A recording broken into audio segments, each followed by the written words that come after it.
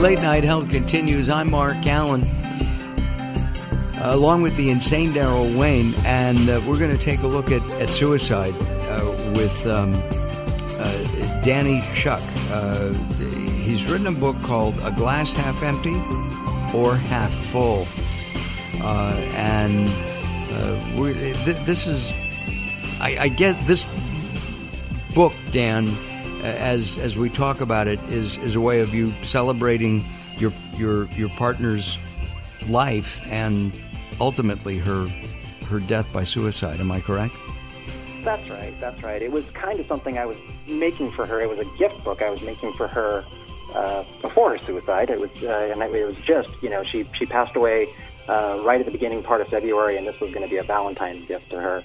And it was some sort of a running exercise we had going back and forth, talking about balance and perspective, and there's more to that question than just optimism and pessimism. So that was sort of the genesis of it. And she was a very successful television producer and writer in the entertainment business. That's right, mother, great mother, and very successful professionally, but she had suffered her whole life from bipolar disorder, and not only the disorder itself, which is pretty horrible, but the stigma that comes with it and everything else that goes along with it. So it was a challenging industry, certainly to be, but I don't think there's any good industry that's great and accepting of mental health challenges. Exactly. Let's just take a sidetrack. Are you involved in the entertainment business yourself, or not? I am not. No, I'm a business consultant. I worked in financial services for many years, and actually, that's kind of where I started this. Way back in my youth, and starting in sort of as a leader in a big corporate body, talking to people about perspective and how we think about things from different angles, those kinds of things was one of the things that I sort of taught and sort of learned through teaching, right, through all that time. So then by the time I met Jill, I sort of had this mindset or this methodology of actually using a glass of water and talking about the properties of a half full, half empty glass. We find, I think, a lot of people looking at a glass of water, a half full glass of water. Some say half full and some say half empty. When you talk to people and they describe a glass that way, do you think you can button their personality? No, I don't. I think what you can tell is a little bit about their ability to look at perspectives, and because as you start to really press that question, it's not as simple as a yes, no. It's one or the other. First of all, it's rarely exactly half, right? It's partially filled at some portion.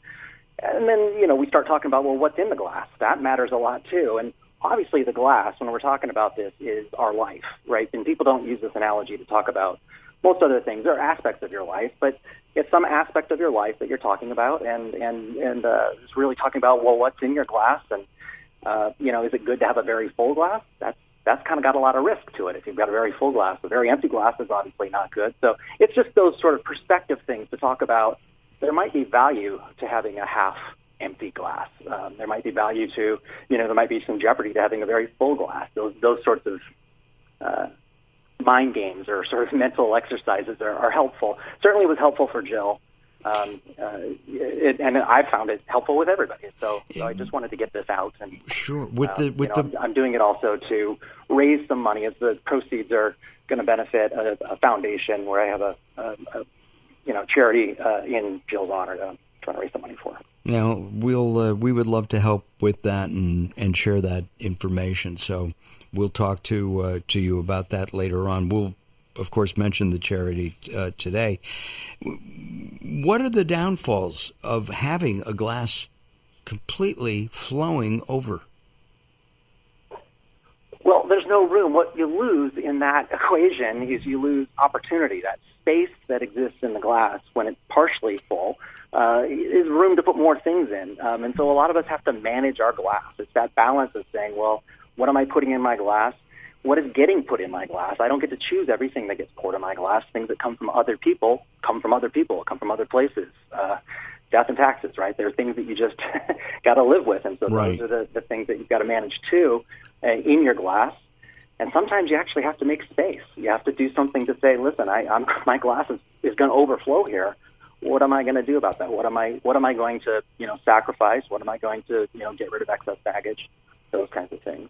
With the number of people that we talk about spirituality and health, many of them tell us that we have to have bad things in our lives so that we can enjoy and understand the good things.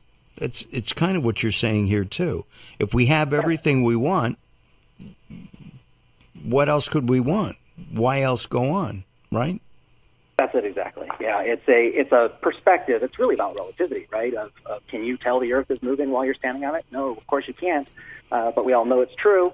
That's true about a lot of things in our life. There's a lot of things where we think we have a very good perspective, and that exercise, that mental exercise of saying, well, maybe if I looked at this differently.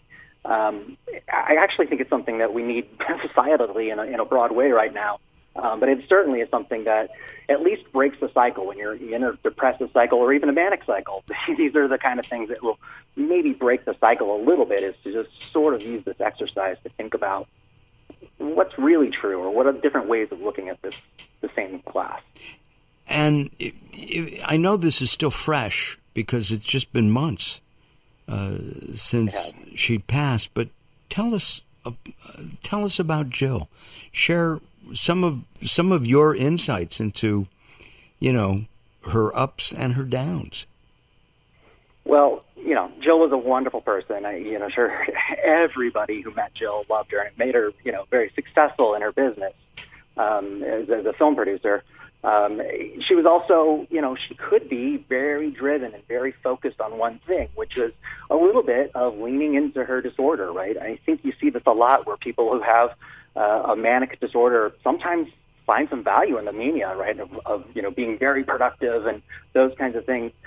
As a younger woman, before I met Jill, this served her well. She was able to sort of balance this, not saying the depression was great, but she was, under medication, but as she got older, had children, this got harder and harder to manage, harder and harder to deal with, not just the disorder, but also the stigma that it brings, and kind of what does that mean?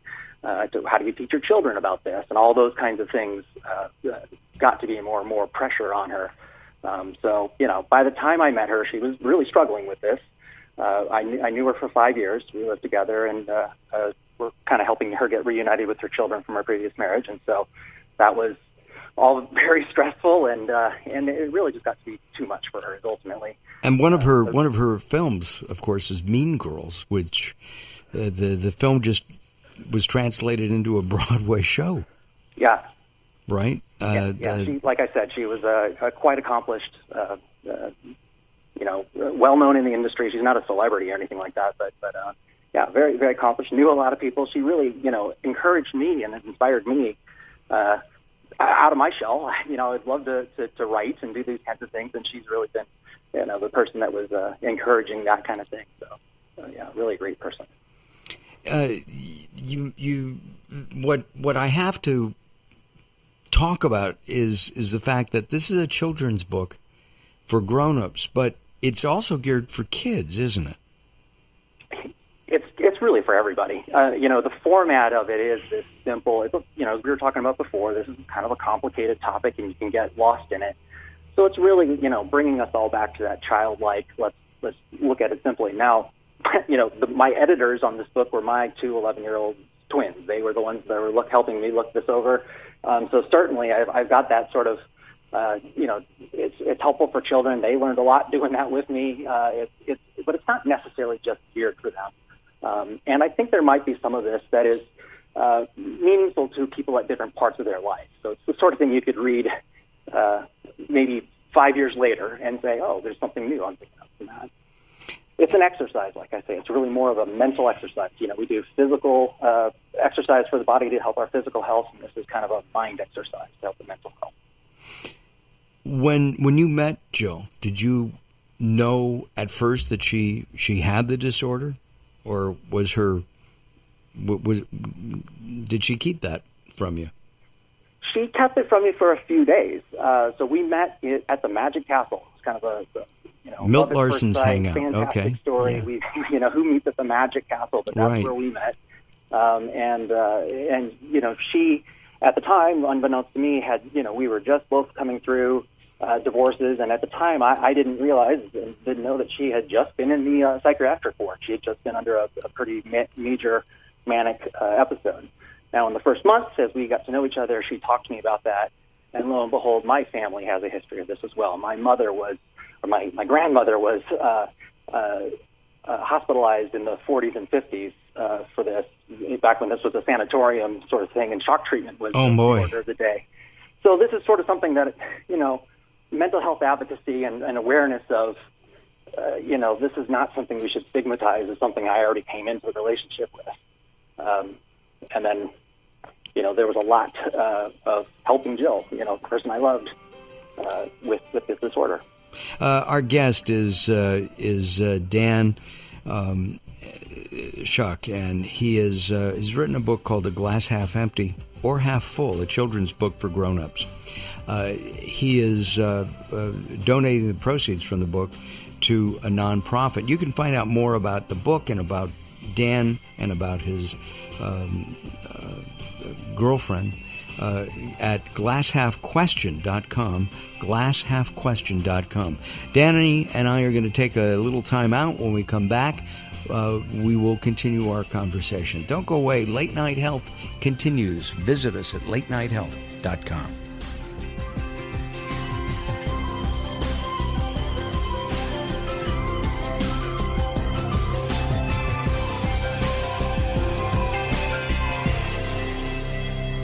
The experts at Web.com want to build your business a successful website for free, just like we did for these current Web.com customers. We've looked at other website designers. There's nobody better than Web.com. Web.com can build your website in as little as 7 days free. Plus, we'll promote it on all the major search engines. If after 30 days you're happy, we'll continue to provide promotion, hosting, support, and maintenance, all for one low monthly fee. If not, cancel and pay nothing. If you're in business and you don't have a web presence, you won't be taken seriously. Call right now and you'll also get a free .com or .net domain name for your new website, powered by VeriSign, the world's leading domain name provider. No upfront charge for site build, after which ongoing fees apply. Rights to site are relinquished when canceled. Domain included during active service, after which fees apply. 800-489-8751. 800-489-8751. 800-489-8751. That's 800-489-8751. Attention users of the blood-thinning drug Xarelto. If you took the drug Xarelto and experienced complications such as cerebral hemorrhage, gastrointestinal bleeding or other internal bleeding, or if a loved one has died after taking Xarelto, you may be eligible to get a cash award for your suffering. Call the Xarelto Help Hotline now at 1-800-264-3150. That's 800-264-3150. To qualify for a cash settlement, you must file a claim before the deadline, so don't miss your opportunity for a cash settlement. Call 800-264-3150 now for a free, no-obligation consultation. Our call center is open 24/7. So if you took the drug Xarelto and experienced cerebral hemorrhage, gastrointestinal bleeding, or other internal bleeding, or if a loved one has died after taking Xarelto, call the Xarelto Help Hotline now at 800-264-3150. 800-264-3150. That's 800-264-3150.